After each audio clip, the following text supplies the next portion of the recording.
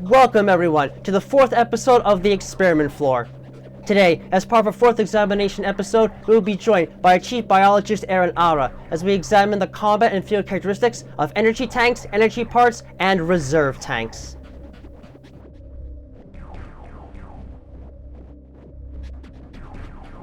The energy tank is a vital piece of universal equipment whose origins are still a relative mystery. All that is definitively known is that it's found in many forms across the cosmos, and in general seems to serve universal purpose despite differences in design across different civilizations. Energy tanks are effectively designed as portable energy units that can be installed into powered armor suits of different designs in order to provide extra energy for its operations. In particular, these objects are designed to be integrated into the energy shielding systems of these armor suits, and thus extend the overall durability of the suits by providing additional capacity for energy that can be supplied to said shielding to make the wearer of the armor suit capable of taking much more extensive damage than they might otherwise. In the field and in operations, these devices extend the overall maximum energy capacity of any armor suit they are attached to by 100 units. The number of energy tanks that can be held in a single armor suit is something that tends to vary among different designs, but it does not seem that there is a true limit to this, as long as the armor suit they are attached to can be continuously updated with additional technology.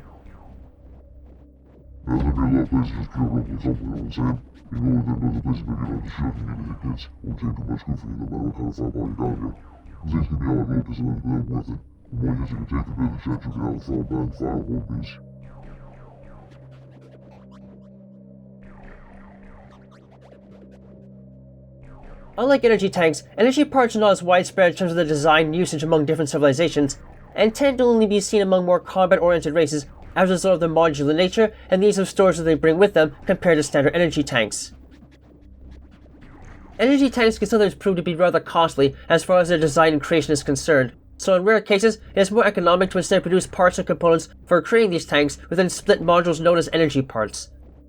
The usage of these devices is not incredibly widespread, with only groups like the Galactic Federation and the Makan Chozo tribe being known to produce them, serving as useful ration parts that can be given to others in piecemeal fashion, either as reward for completing objectives, or for the sake of keeping their valuable components scattered to deter others from trying to reap the benefits of a full energy tank. On their own, these devices cannot really do much, as they are little more than the basic components needed to actually construct an energy tank, but if at least 4 of them can be brought together, they should provide all of the needed equipment to then construct a fully completed functional energy tank that can then be integrated into the possessor's armor suit immediately for use.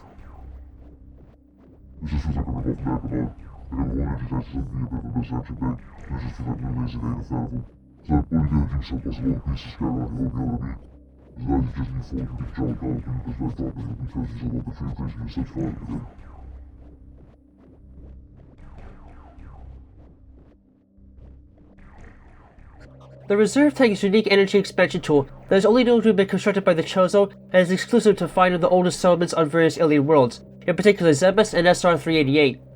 It is likely that these upgrades were designed solely for military purpose, as their attributes are best used when engaged in combat. The reserve tank operates almost identically to the standard energy tank, but is not considered a part of the normal system that allows for energy tanks to be integrated into armor suits. Instead, these spare tanks, which are kept in a separate compartment than energy tanks, are designed to hold a certain amount of energy reserve in them that can then be used to refill the possessor's energy tanks if the energy shielding on their armor suit is depleted or otherwise is in serious need of a recharge. They normally can only hold the same amount as a standard energy tank, but certain models can hold much more, and although rare, they can prove to be of great use in a combat role. Reserve tanks are normally completely dormant, as they only absorb energy from creatures in the local environment if the possessor's energy tanks are completely full. If this occurs though, the tanks will then draw in excess energy from around them and use that to fill themselves automatically, allowing the possessor to maximize their effectiveness by avoiding taking damage as much as possible.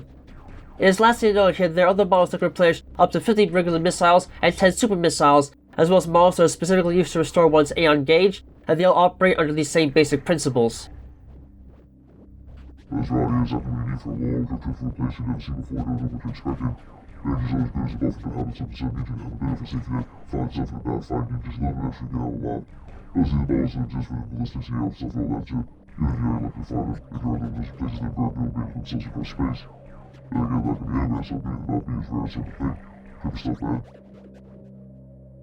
Thank you for attending this presentation on the experiment floor.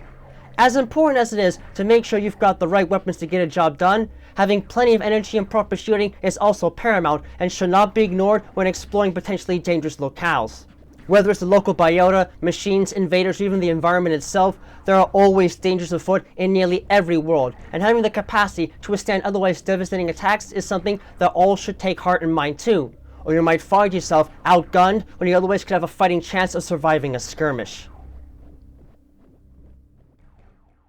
Thank you for reaching the end of this presentation. While we might not always get along, the space pirates and myself, in whatever capacity we can manage, are dedicated to analyzing and examining the life forms of many different worlds, extant and extinct, to show the great variety of life that exists out within the greater cosmos.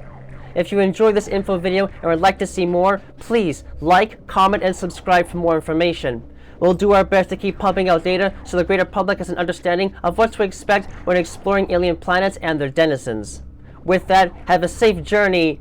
and have your bribes prepared beforehand if you happen to come near our territory.